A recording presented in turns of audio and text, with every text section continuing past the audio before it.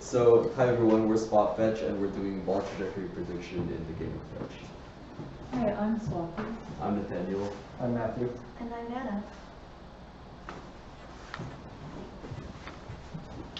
Along with advances in quadruped robotic technology, we have the question arise of how will humans interact with these robots. With quadruped robots, they're already similar to an animal familiar to us, a dog.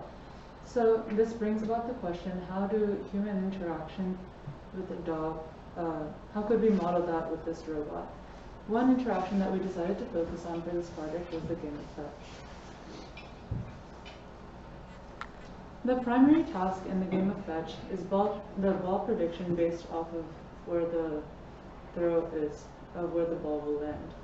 In order to do this, we decided to look at three main approaches: person-based approaches, ball-based approaches, and machine learning-based approaches. For our person-based approach, we aim to predict the velocity and position of the ball when it leaves the hand at the point of release. Our goal is to accomplish this without directly observing the ball.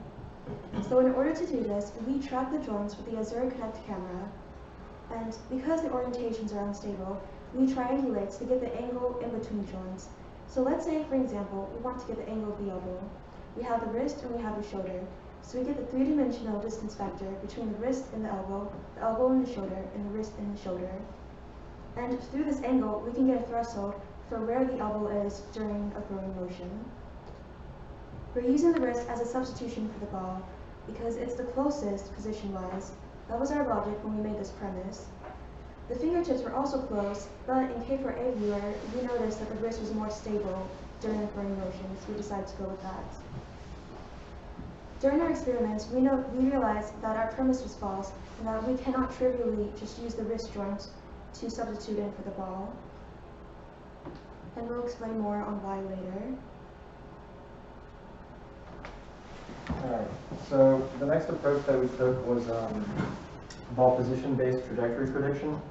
And the main idea behind this one is that you take like a video of the ball flying through the air, and then each frame, you find the position of the ball in 3D space for each frame in the video. And then using these positions, you can create a system of equations using those two equations there for each position, and you can use these squares to find a solution to that system, and that solution can give you the best fitting trajectory under free fall conditions.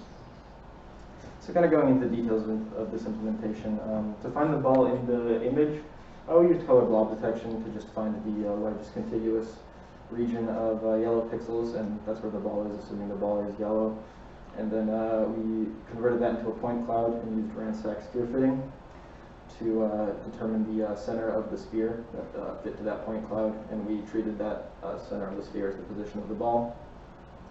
And then regarding the system of equations, the solution to that system yields the initial position and velocity of the ball, and given those two things, along with the gravity vector, which we know, we can fully describe a trajectory.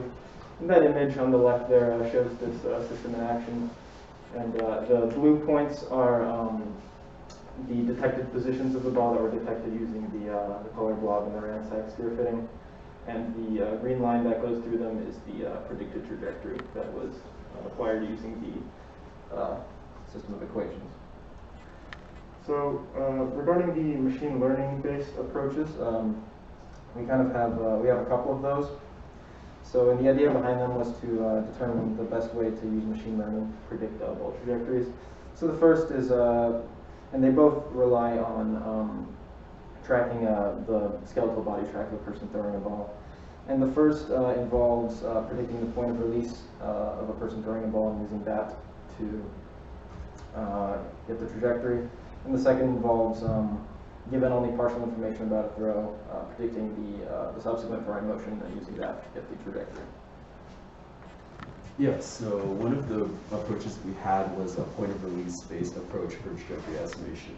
And so the way we chose to sort of approach this problem is we sort of formulated it as a binary classification problem, in the sense that given some frame features, which I'll be describing later, we essentially want to predict the state of the ball, whether the ball has been released or whether the ball is still being held. And for this approach, we chose to use the wrist as a substitute for the ball. And so a question is, how do we sort of estimate these wrist velocities? Because we assume that the wrist velocities propagate to the ball velocities. And a trivial way to do this, and I'll go into why I call it trivial later, is we just take the difference from frame to frame, and we take the difference of those positions over time. And by doing that, we sort of get an estimate of the velocity of the wrist. And so for our features, we from the Azure Connect body tracking, we can get 32 joints, each with an X, Y, and Z position, and we use those as an input to our model, which is essentially just a standard feed for architecture for binary classification. All right.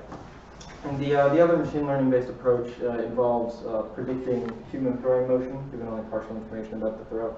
So the idea behind this one is that given only like the initial frames of a throw, the model will predict what the rest of the throw will look like. So the input to this model is the position of each joint in a skeletal body track across like a number of across a fixed number of consecutive frames. And what that essentially means is that we would record a video of a person throwing a ball and take only the initial part of the throw, like say the first 10 frames, and those first 10 frames would be the input into the model, assuming a fixed size of 10 there. And the output to the model is the predicted joint positions of the skeletal body track of the next frame. So again, going back to that, if you input the first 10 frames of the throw, the prediction would be the 11th, what the 11th frame would be. And so applying this to trajectory prediction, in order to get a complete throw using this model, we apply it recursively. So for example, given the first 10 frames of the throw, the model would predict the 11th, and then we could take frames 2 through 10 plus that 11th predicted frame, input that into the model, and it would output the 12th frame. And we do that over and over until we have a complete throw prediction. And then, given that complete throw prediction, we could utilize the point of release prediction discussed on the previous slide to predict the trajectory. And the advantage of this over just using that point of release prediction is that it's not necessary to do the entire throw before making a prediction. And this is just an example of the predicting the human throwing motion model. And that first GIF there is the input to the model, which is 10 frames of a person winding their hand back, getting ready to throw, and starting the throwing motion, moving their hand forward a little. That next GIF there in the middle is 15 frames of the model output. So given those 10 frames as input, and applying the model recursively to them, you get those 15 frames of output. And then on the far side there, that GIF is the actual throw that the input data was taken from, and as you can see, the model output and the actual throw are fairly similar in the way that the throw looks. So moving on to our experiments, we have two groups of experiments. The first was measuring how well the wrist's position and velocity approximate that of the ball, because multiple of our approaches rely on that. And the other experiment was testing the ball position-based trajectory prediction against the learned point of release trajectory prediction and seeing how they perform. You guys don't have to bunch up out of the view of the PowerPoint. In fact, it's probably better if you're in the view so you're on the video. You can stand in front of your slide, it's fine. Okay. So when testing the accuracy of the wrist prediction, the things that we were looking at, the main thing that we were looking at was how accurately does the wrist's movement predict the ball's trajectory. Some concerns that we had with this experiment, however, were that we were using a fairly large ball. So the ball would sometimes be blocking out the view of the wrist from the kinetic camera. Another issue that we had was if we were doing this entire experiment based on the assumption that the final velocity of the wrist right before the frame of release was the same as the velocity of the ball when it started moving in projectile motion. But this may have been different during the experiment. For our experiment, we then compared the data from the velocity of the wrist throughout the motion of the throw to the ball's trajectory after it was thrown. So here is an example comparison during a throw. The red points represent the velocity of the wrist during the wind-up, and the blue points represent the ball during trajectory motion. Generally, we can predict that the wrist is accurate when calculating the point of release, so we can predict when it leaves the hand. However, if the wrist movement aligns with the arm movement, and during the final moments of release, the wrist is actually relatively still, or even downward sometimes, and the finger acceleration is what really propels the ball forward. And so this doesn't take into account the motion of the finger or the flicking motion during the actual throw. Another thing we need to take into account that we didn't really realize at first was that the wrist simply cannot be trivially used to estimate the position of the ball, because the ball is large enough to where on someone with a smaller arm, it could perhaps be in between the wrist and the elbow where the center point is. And on someone with larger hands or a larger arm, it could be near the wrist or near the fingers. And so the position needs to be taken into account and referenced in context to the distance in between the joints. And a final factor that's also really important is that we didn't realize how unstable the joint tracking would be with the Kinect camera. Because it's more accurate the more the joints are in visibility. During the throw itself, on a small hand and on a small arm, the ball can significantly obscure the arm, the fingers, the wrist, and the elbow. And when this happens, then the orientations and the positions are unstable. Yeah, and so as a factor of, and as a consequence of what Vanna just said, we see that the ball position-based prediction, which does not use any joint tracking, has an average error of about 10 times better than the average error of our learning point of release prediction. And I'll be going into these differences in the next slides. So just looking at our ball-based prediction, we do predict to about a decimeter level accuracy, which is fairly accurate. We generally do fit a pretty good and a pretty good trajectory, but we occasionally find that the system not often, but occasionally it mispredicts and it fails to fit a trajectory, and we hypothesize that, or we think that this is because number one, we're not given the system enough valid points along the trajectory to be able to predict, and number two, the points that we do give to the system could be noisy in some sense.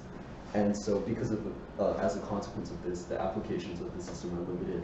One inherent factor is that the ball has to be a through ball upon applying the system, which obviously is like a pretty huge kind of consequence because you're not considering the throwing motion of the human. Another thing is that you have to get a lot of the trajectory. You have to get the vision system to see a lot of the trajectory when it's thrown, and in actual fetch, the dog is probably like around pretty close to you and not very far from you. So it doesn't really get those that full trajectory. And so now let's look at the point of release trajectory prediction.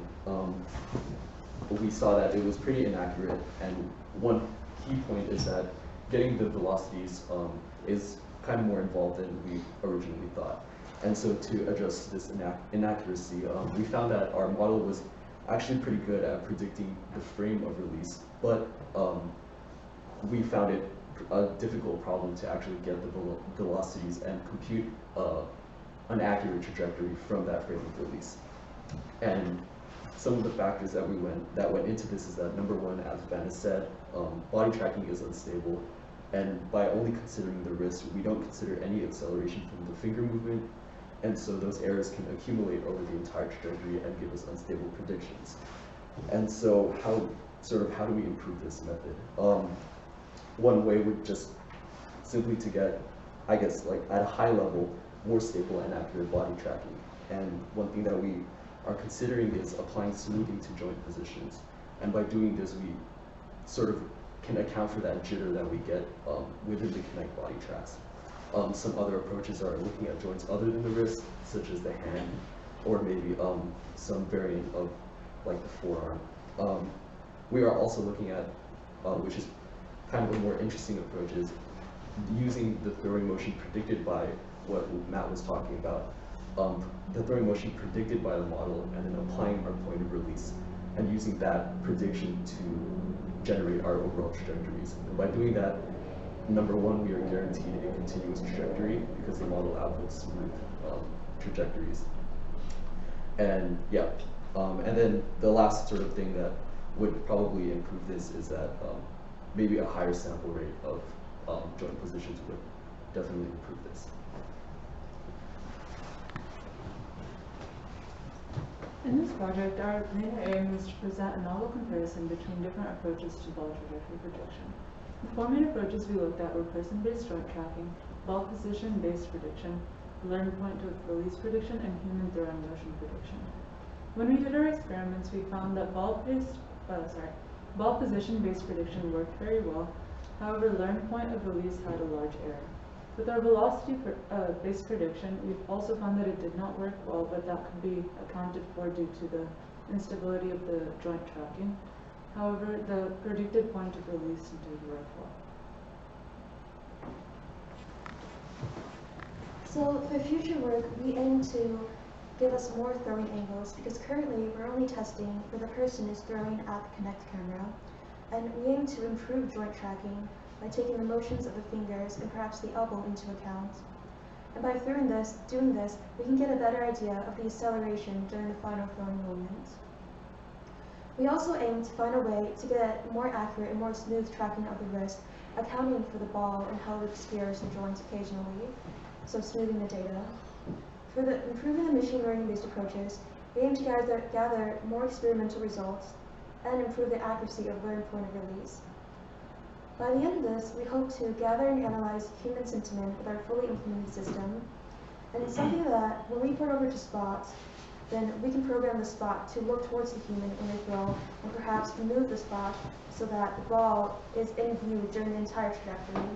And this would help account for movement and make our ball point of release prediction more versatile, so that when it moves, it's always in trajectory because the camera can face the ball. And so I guess we're like, do you guys have any questions? Yeah, questions? Yeah. Just a quick question about the machine learning based model.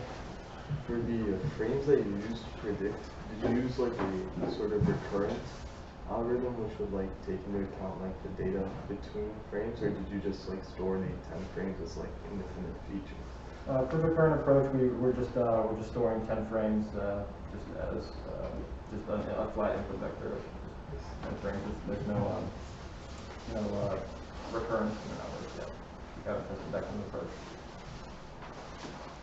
Other questions? How many samples did you feed into your model? Like, you kind of showed us means and distances, right? Like, you should probably show us means and standard deviations, how many people participated, how many samples you got. Can you give us an idea of what that is? We did about 30 throws, 15. Do you think it would work better if it was perpendicular to the arc of motion of the ball as opposed to parallel to it? I don't, for the ball position-based trajectory, or For all of them. For all of them. Maybe the body tracking might work better if you're side on with your arm. That could improve your side on, but I don't. But I guess it's a ball position-based. It doesn't matter, I don't think. Yeah, I think for at least for the machine learning approaches, I think that it probably would not matter because, like Matt said, you sort of need a more accurate body track. And, I guess from different views, you would have to definitely train on those views, right? We only trained on a vertical, like parallel. I don't think. Well, it depends how you have the input data. I think with the way we have it, it's all relative to the pelvis.